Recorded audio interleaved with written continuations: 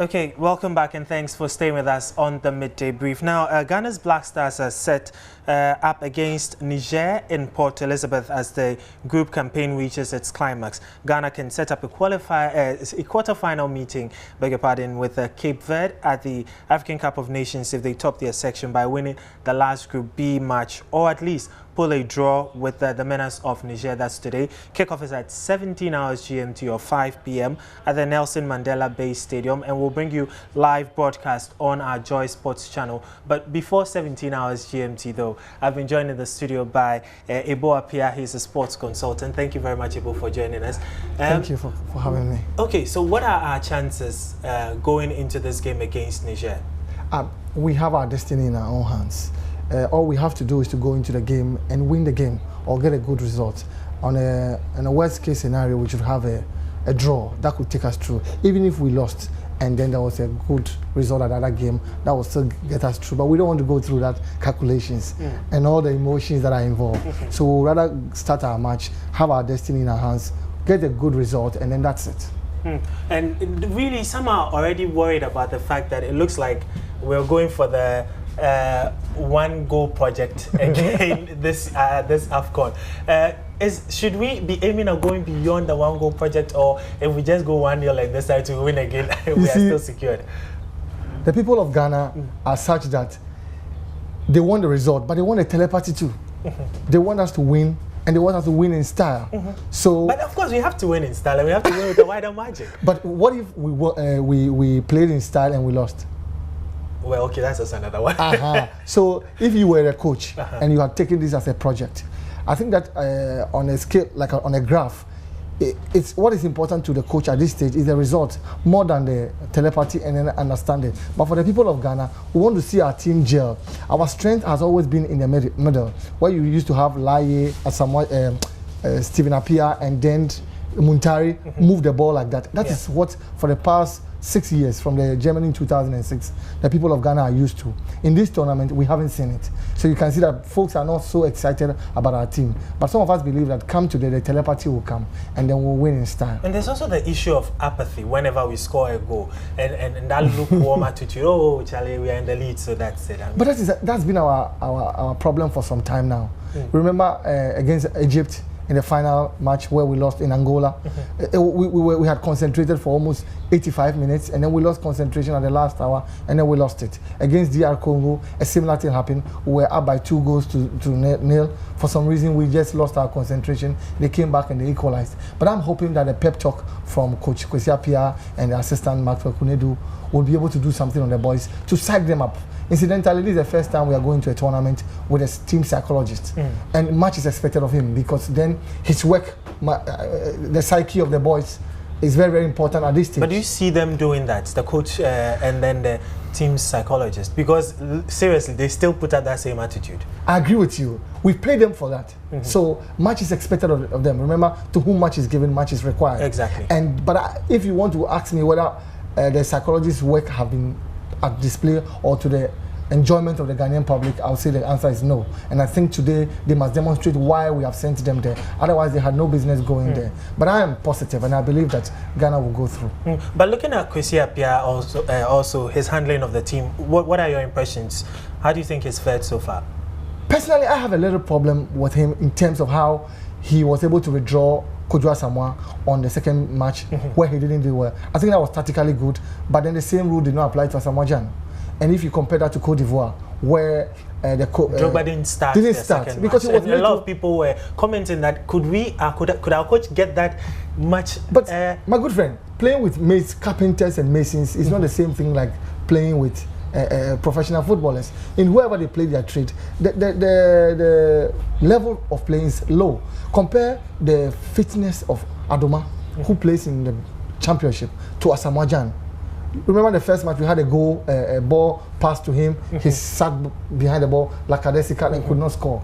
We are at a crucial point where you can't afford not to score. You must score. And so if the going gets tough, and Asamoah Gyan is not pulling his weight, I expect our coach to withdraw him and let somebody who is much more fitter play the match. So what strategy would you expect Coach Appiah to use this time for today's match? Attack. cautiously attacking though. But if you have that North African mentality, where when they score one, they sit behind. Then remember what happened to them against South Africa yesterday. The Moroccans were up, and then they began to do their antics. Before they said South Africa had equalized, they had to come back again and score a second goal, and South Africa re-equalized. So you can see that tactically it's not good. We are better off securing the points and then playing to caution than to say that, okay, because a draw can take us through. So tactically, he must be able to play for attack, and attack. And I think that the best way of defending is attacking. He hasn't played a 4-4-2 system. That is using two attackers. But in today's match, I don't know how he's going to vary the system, because in one of the press conferences, he says that he adopts a tactics based on the opposition that he gets. And I'm expecting that he should vary the system a little bit in this particular But if you go all attack, won't it go against us at some point? As I said, cautious attack. You must attack, but be mindful of your defense and your middle. If Rabiu Mohammed, the lineup that I have tells me that it's the same lineup without Wakaso. So we are bringing on Achu. Because I wanted to even find out from you, Wakaso got us the winner the last time. His absence this time, is it going to affect us that much? If Achu plays with the way the pre-tournament hype all around him, if he plays well, then we will not miss Wakaso. But the fact of the Rabiu Mohammed and Ajiman in the middle, would they be able to hold the middle? I don't know. I'm hoping they do. Okay, before I let you go, Ghana, we love our Black Stars, even though they tend to disappoint us sometimes when we least expect them. What are your expectations in terms of scoreline? I'm expecting us to win convincingly, because then I will send a signal to the rest of the people in the tournament that Ghana is up there. We are the best team on the African continent on the world stage, because the previous two tournaments, as Germany 2006 and South Africa 2010, we are the best team in both tournaments. So that awe and aura around us is there. You cannot run away from it. So you realize South Africans, when they were down by 2-1, they were scared because it was possible they will meet us. So when they scored the second goal, they were happy because they would avoid us. That is good. But if you score 1-0 and you play lackadaisical, there's no telepathy, you give a message to the other teams that, oh, this Ghana team is not fearsome or in any way. But if we win and win well, and there's telepathy and understanding, oh, our semi-final is almost guaranteed. Should we be afraid of Niger? We should. Cape Verde, a lot of people are already. We so should. I won't go there. We should. Niger. You have two Ghanaians. One of their defenders called Kofi Dankwa, and then two of the boys were trained by Karim Zito. So they understand how we play. And their strength is also on their midfield. And they are tactically disciplined. As compared to us, who's this tournament, we have not been tactically disciplined. So this match is going to be our most difficult match at the tournament. And when you are a champion, you must defeat the giant to be a champion. So it's our time to be able to defeat them. And that will send a clear message to the whole world that Ghana has come to stay. All right, thank you very much, Ibu Apia. Thank you for having me. Ibu Apia has been helping me do some analysis before our match with Niger later today at 17 hours GMT. He wants Coach Kwesi Appiah to go on the attack, but cautiously attack. So that is what he is expecting of us this afternoon when we meet with Cape Verde. And but we'll go ahead and do some other stories. And of course, don't forget the match is live on our Joy Sports channel. Moving on, Pressure Group Let My Vote Count Alliance has officially launched its campaign this in Accra nationwide to rally support for Nana Akufo-Addo and others who are challenging President Mahama's legitimacy as winner of the 2012 elections. The group has already embarked on a vigorous campaign to rally support for Nana Akufo-Addo and others who are challenging President John Mahama's legitimacy as the winner of the 2012 presidential election. Hundreds of enthusiastic supporters gathered at the Norway Park in Taifa to affirm their support for the cause. The supporters shared their views about the ongoing case at the Supreme Court and asked that justice should prevail in the case. A member of the alliance, David, explained the reasons for the gathering, asked that the youth maintain the momentum to fight to the end. We, the youth of this country, will not sit and watch unconcerned and act indifferent for the democracy that our fathers fought for to sink down. We will not allow that. The Let My Vote Count Alliance, which is a multi-partisan rainbow coalition of concerned citizens, saw representatives from other parties like the PNC, NDP and the PPP, who took turns to address the crowd. Ghana deserve better. Ghana, you deserve better. And unti enamijinaha. For one night, Yamaman, many annual. me party for nyina ye ni anye ho na enkrofo bi pese omode o madwene efa Ghana ebunkam Ghana faso na say yan hwe ni ye na yan hwe ni yan protect the democracy of this country eye kabima mi kabia mami no mienu ye Ghana for no say yan protect ya ebre bi beba obi bekọ akotwito sana mo pa na. This struggle is going to be a tough one, but we need to maintain the momentum and fight harder, because the Supreme Court, if they won't take legal decisions, will take political decisions. And that political decision will push them to take the correct political decision. Now, the Supreme Court says, Bigwigs of the MPP also addressed the crowd. Given the official launch address, former Member of Parliament, Professor Mike Okoye, commended the organizers for the support to safeguard the nation's democratic credentials.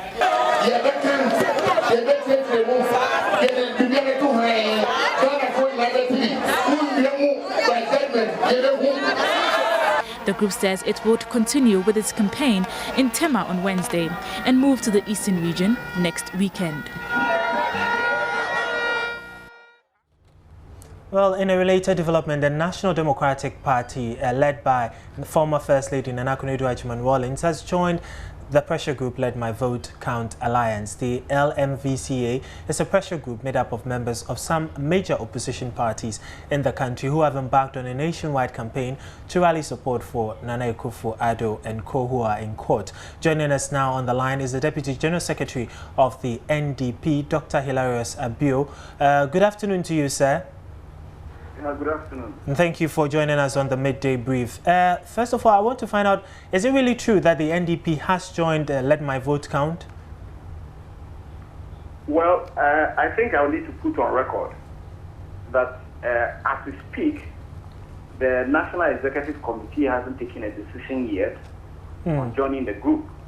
Okay. However, in terms of what the National Democratic stands for and what is suggested as the reason for the formation of the group, which is to make sure that every Ghanaian vote, is counted or plays a role in the decision making as to who rules the country is concerned.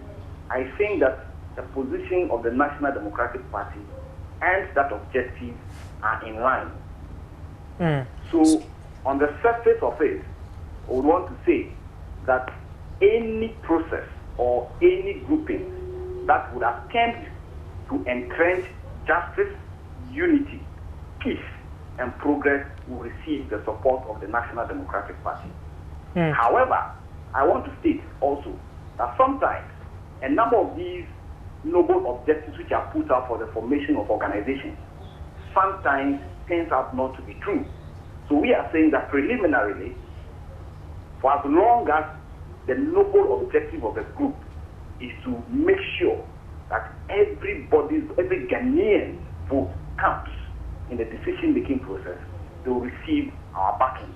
However, the National Executive Committee is yet to meet to decide whether to join formally the coalition in whatever activity they are engaged in. So, if you believe in their mission, then does it mean then that it's going to be easier for the National Executive to make a decision? And when exactly are you meeting on this development? Well, that meeting is expected to take place before the close of day today. So I'm saying that on the surface of it, the reasons for the formation of Let My Vote Count are noble, because we have also raised a number of concerns, after the 2012 general election regarding our parliamentary candidates, regarding how we are aware that some people even moved across borders to come and vote only to go back and all of that. And we think that a number of these things going forward may not guarantee the democracy we are enjoying. And therefore we needed some reforms that would be aimed at making sure that we sanitize and consolidate the democracy we are enjoying. So on that principle, any groupings whatsoever that comes with any such objectives will align with. But you see, I'm saying so because sometimes persons or groups of persons put out noble objectives, but you go investigate and find out that that grouping is meant for some parochial interests. For instance, unconfirmed reports in the media have stated how, for instance, the president, as we have currently, his name has been brought into disrepute and all that. We want to be an alternative to the kind of politics that has happened between the NDC and the NPP. And therefore, if we want to align with any group, we want to see that it provides that alternative. It stands for those noble objectives without, insults, without derogation or anything. Because as we speak now, the principal position of our constitution is that President John Dramani Mahama remains our president until the pronouncement of the Supreme Court. And so if you are offering an alternative, we want to respect the position of the president until the determination of the Supreme Court. Okay, but have you done any... That is why I made the statement I made. Okay, so sorry, but have you done any background checks then to ascertain what the group, whether the group's cause is genuine or not, to make you decide whether or not you want to join them? Yes, actually, some members of the National Executive Committee have been tasked to do some background check on the group to look at the real motives, for their formation. And they are supposed to report to the National Executive Committee today for a decision to be taken whether to formally align with or join the coalition. Okay, but one of your leading members, Owusu Bempah, is already with the Let My Vote Count Alliance. So if the party decides not to join them, what then happens to Owusu Bempah? Or he can go ahead because he's an individual? Oh, certainly. Even though we are a political organization, we don't see to have an individual independence. So if an individual within the political party finds that he wants to align with any grouping whatsoever, for as long as it does not defeat the position we have taken, so be it, is that we'll be able to do that. But we are saying that as a corporate body, we need to evaluate the report of whatever group we have sent out to bring us a report. And based on that informed position, we can make a public declaration of joining or not joining the coalition. But won't his association with them also make people think or believe that the party as a general is in line with what the group is doing? Well, I admit, yes, indeed. Once he's a prominent member of the National Democratic Party and is found on that platform, it could be assumed to mean that, well, the party, has actually joined the coalition.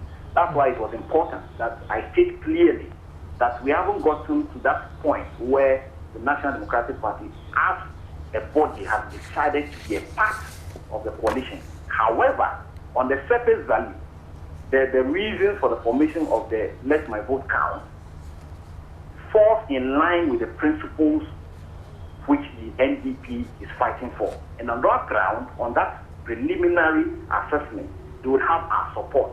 But for the organization to be a part of the coalition, we would need to take a National Executive Committee meeting. All right. Okay, we'll leave it there. Many thanks to you, Dr. Hilarious Abudu.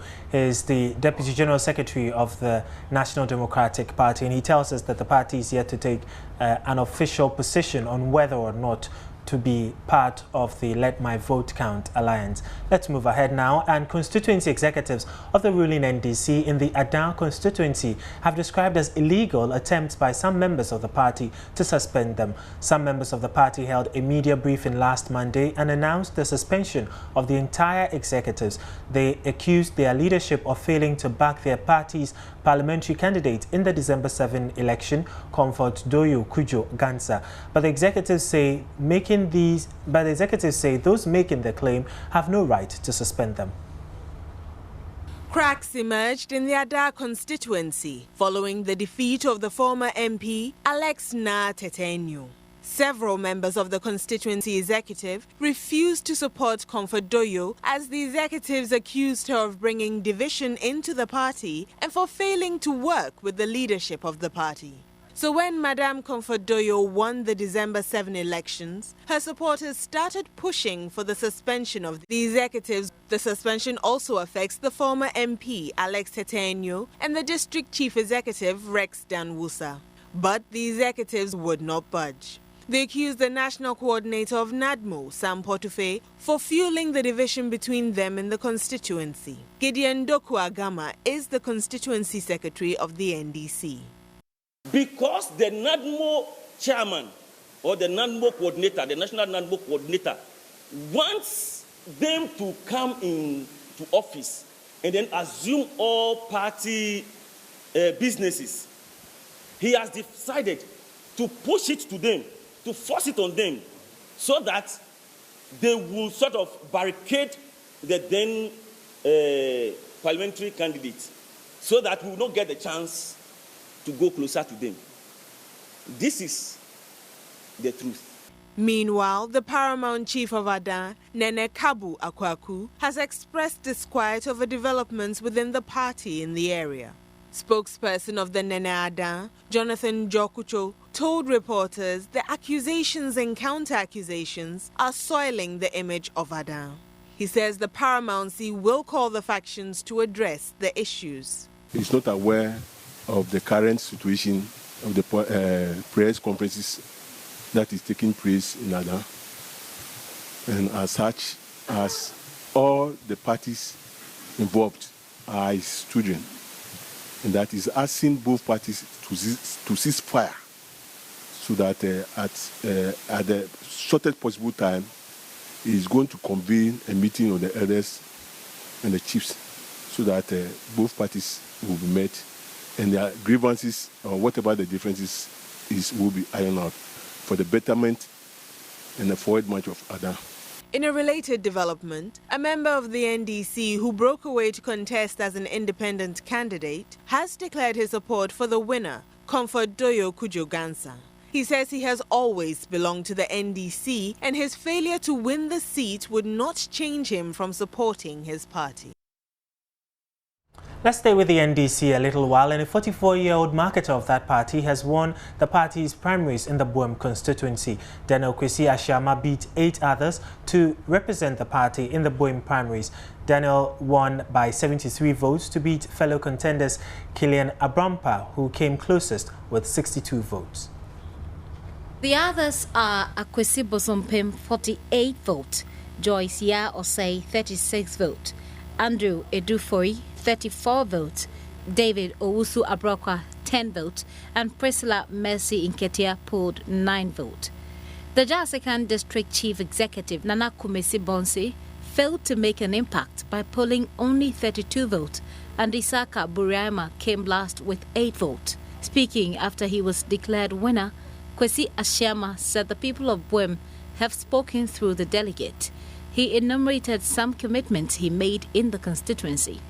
He admitted that though there is a lot to be done in Buem, he believes that the soul of late Ford Kamel will support him to deliver. He promised to provide a solution to the poor educational standards in Buem. The election was conducted under some police presence following fears of disruption after a court injunction was placed on the election in connection with the disqualification of Mr. Kofi Adams. The Buem seat became vacant following the demise of the Member of Parliament, Henry Ford Kamel, on Christmas Day. The Electoral Commission scheduled the by-election for the 26th of February 2012. Komla Dos report for Joy News. Now let's move up north, where unconfirmed reports, police reports say 2 persons have sustained gunshot wounds in Yendi.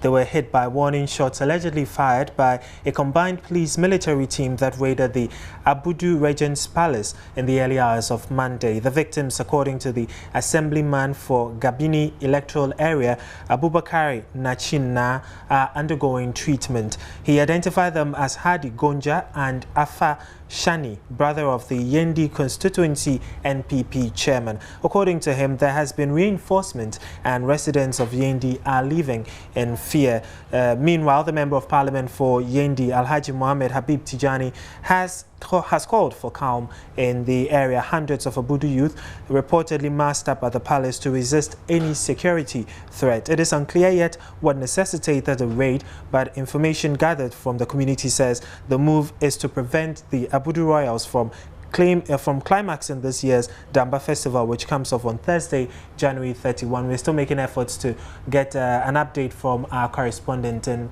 we'll bring you that as and when we get it here on the Midday Brief. But let's take a break. We'll be right back.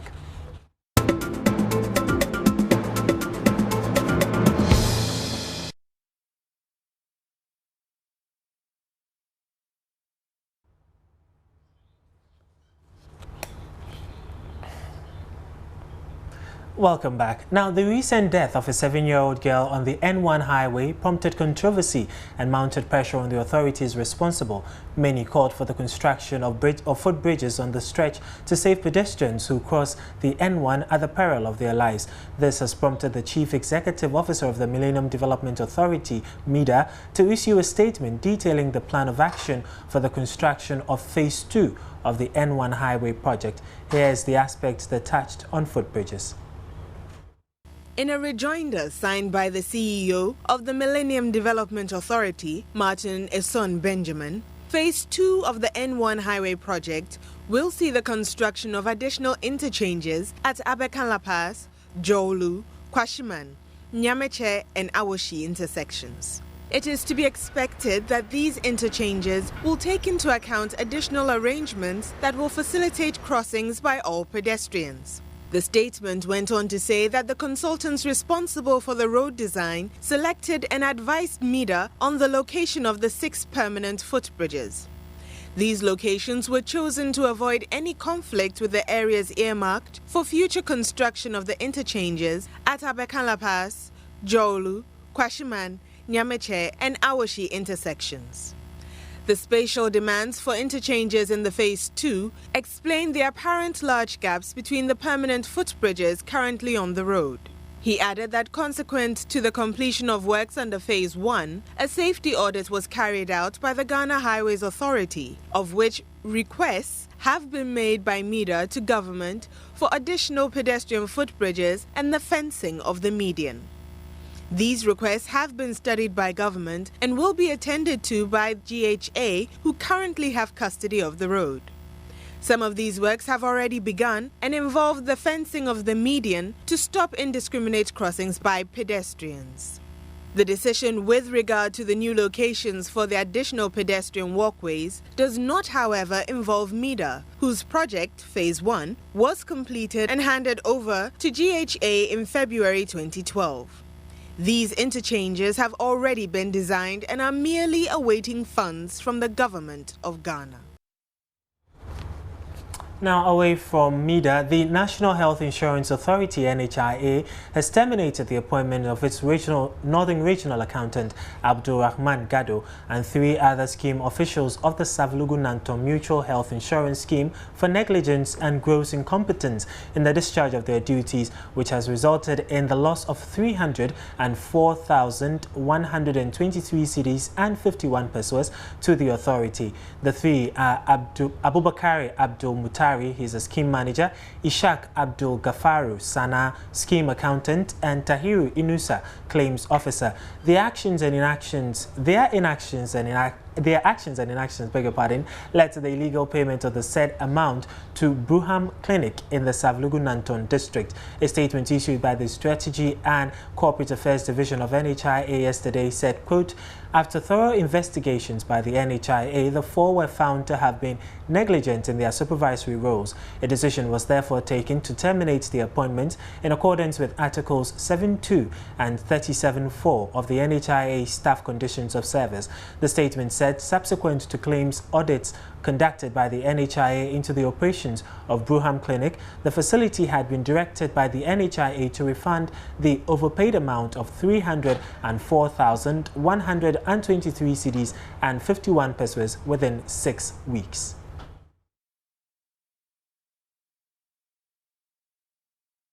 Now let's head back to the regions again, and teachers at the Volivo Lano Presbyterian Primary School near Asuchari in the Usudoku constituency of the Greater Accra region are calling on government to thoroughly assess construction works executed by contractors before awarding them new ones. Their call follows some structural defects identified in a classroom block housing pupils of the school's kindergarten department. They are also appealing for more teachers to shore up the numbers at the school, which is already bedeviled with several challenges, including inadequate infrastructure, which compels pupils to either sit or lay on the floor for lessons.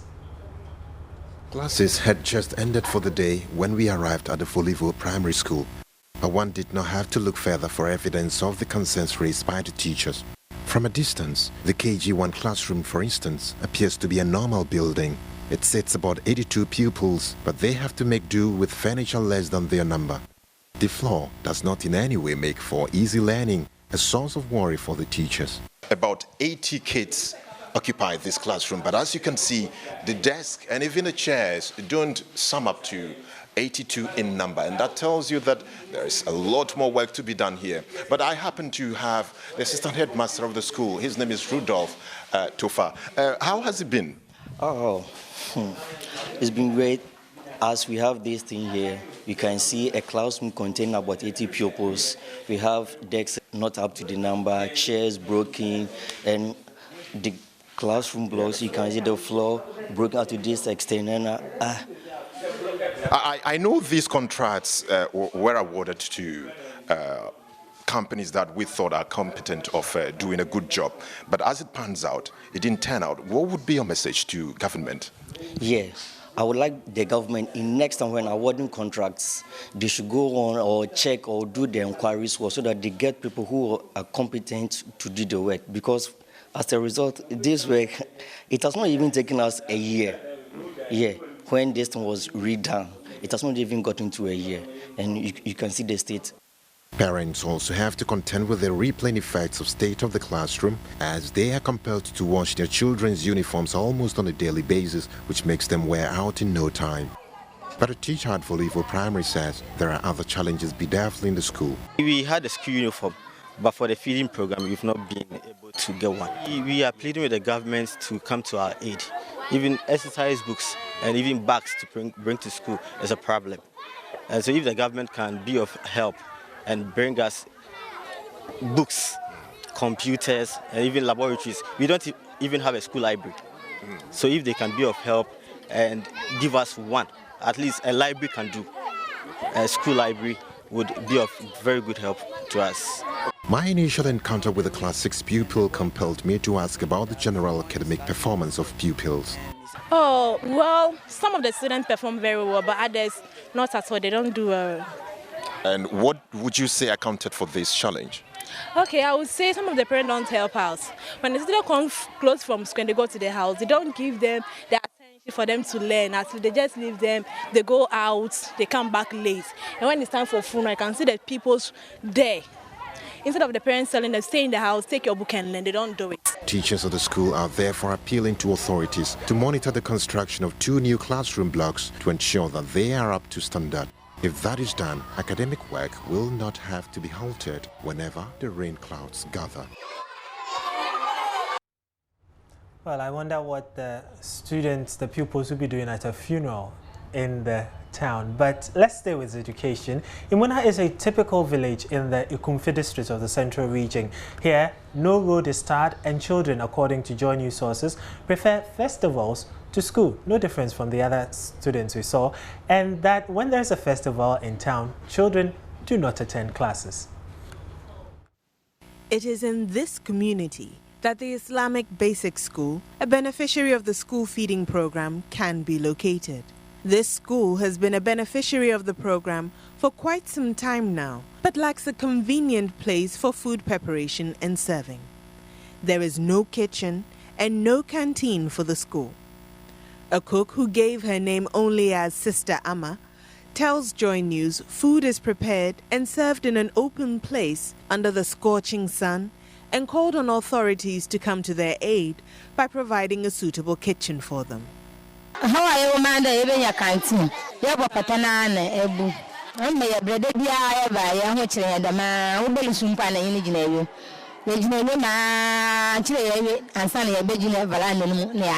Meanwhile, MTN Ghana Foundation has built a 6-unit classroom block with a well-equipped ICT center for the Imuna Islamic Basic School to enhance the image of the school.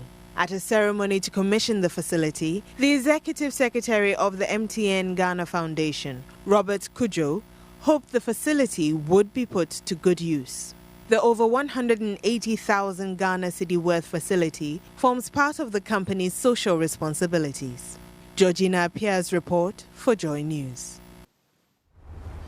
Staying still with education again, and Rio de Coubertin Senior High School in the Mampo municipality of the Ashanti region has received a 4-unit classroom block to reduce congestion and enhance admissions in the coming years. Until recently, the school received little attention in the area of infrastructural development, even though it had a vast tract of land.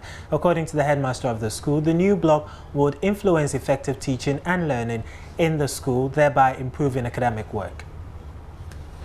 The Rio de Coubertin Senior High School started as a vocational institute in 2003 with the aim of training individuals in career programs such as dressmaking and catering. It later introduced business, general arts, visual arts and home economics following persistent pressures from the Mampong community to introduce senior high school programs. This ultimately led to an increase in the number of students, which then required the school's infrastructure to be expanded. Classroom congestion became a norm, negatively affecting effective teaching and learning. But now, the school can boast of enough classrooms. This 4-unit classroom block was handed over to the school by Rio de Coubertin Foundation. Director of the foundation, Denise Opong Yeboah, has made a firm commitment to contribute to developing the less privileged communities in the country and was confident that the infrastructure would achieve its intended purpose. She called on Ghanaians abroad to contribute towards the development of the country. Our goal is to basically give students in rural areas an opportunity for a quality education. So the reason why the school is actually located in Mampong is because it's a rural community and not all students in this area have an opportunity to receive a quality education. To Ghanaians abroad, they should support Ghanaians who are based in Ghana. You know, I went to school here when I was about a teenager and I traveled back to New York to go to university and to receive my master's degree. And, you know, it's always been my passion to support, you know, students who are back home. So, you know, Ghanaians should be on the lookout for Ghanaians who are abroad, you know, who are willing to help students who are still here. The headmaster of the school, Oreku Efriye Boedu, expressed his gratitude and explained how the new block will help students. Currently, it will be serving as an examination hall for the May-June exam that we are going to write. And at the same time, after the exams, we are going to use these buildings as classrooms. And we have it's a very big classroom. We have 4 big classrooms that we're going to use for the senior, that is the senior class, Form 4, Form 3 class, and then the junior class will come here. So we have this building is going to boost the morale of the school because we have a lot of classrooms that can accommodate more than 700 students. So it's going to help us a lot. Mahmoud Mohammed Nuruddin's report for Joy News. This is still the midday brief here on Joy News on Multi TV. We'll take a quick breather. When we return, Jennifer Asante will be here with all the briefs and wellness. Welcome back to the midday brief, and as I promised, Jennifer Asante is in the house. She has some wellness and some briefs for us. Hello Jennifer, you're welcome. Thank you very much, Smart. Today I'm the same height as you. Are you sure? I'm still taller than you. No, you are not. Even though you've hired a lawyer. Doesn't count. Doesn't count. It does. It always does count. Okay, so today I'm talking about one of my favorite topics, food. Oh, okay. We're looking at breakfast. Yeah, it's good. You said it's your favorite. Okay, good. Go ahead. Okay. We're looking at breakfast, Smart. Okay. Now, imagine a car without fuel. Obviously, you can't run that car on an empty tank. The same analogy applies to the human body. Imagine getting up and skipping your breakfast. How far do you think you will get in your day? Food is the fuel on which the body runs, so if you want to start the day right, never skip your breakfast. Research has revealed that it's harder to concentrate without food in your belly, and you're more likely to be tired and cranky.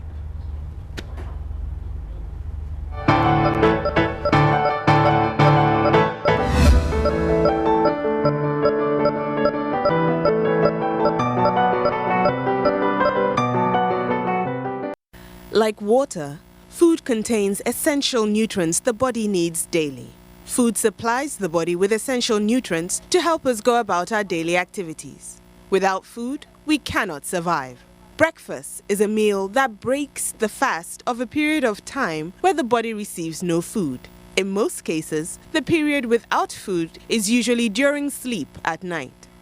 After hours of sleep, your body has been fasting overnight, and in the morning, you're almost in the first stages of starvation. After that long span of no food, you need to nourish the system, and the body needs energy to work. We need food to go, that is energy, and we need food to grow, and we need food to glow.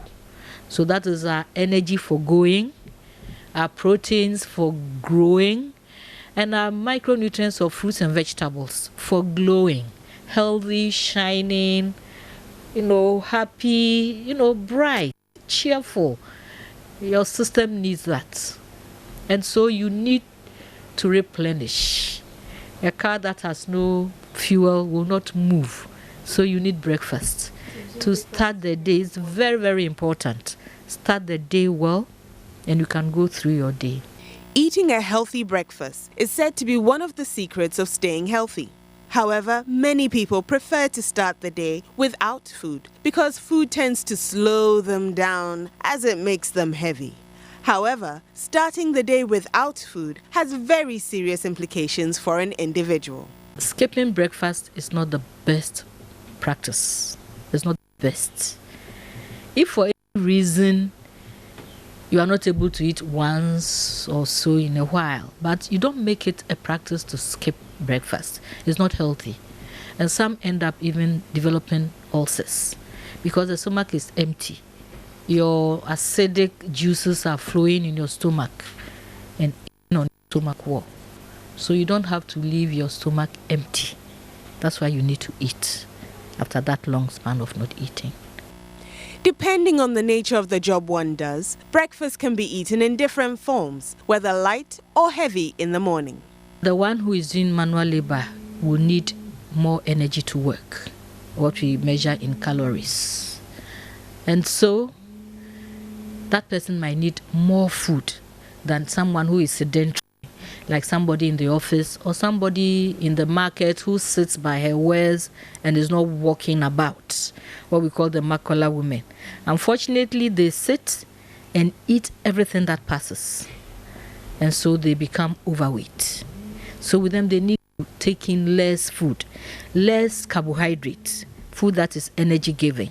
So they should reduce the kenke and the banku, and the starchy foods should be less. A healthy breakfast should consist of a variety of foods. It should contain complex carbohydrates, protein, and fiber.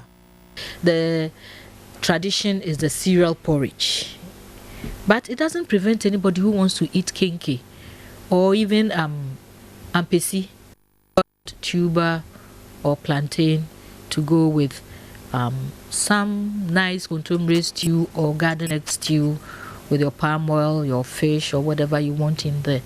The important thing that it shouldn't be too much, not heavy. Eating breakfast is essential to the body and brain as it aids in carrying the human system through the day. Cultivate the habit of eating breakfast every morning to stay healthy.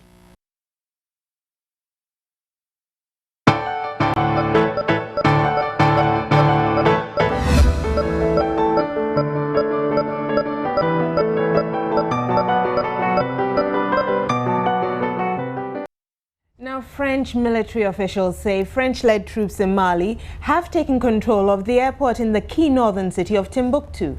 And in Brazil, the government has declared 3 days of national mourning for 231 people killed in a nightclub fire in the southern city of Santa Maria. This and more in our international briefs.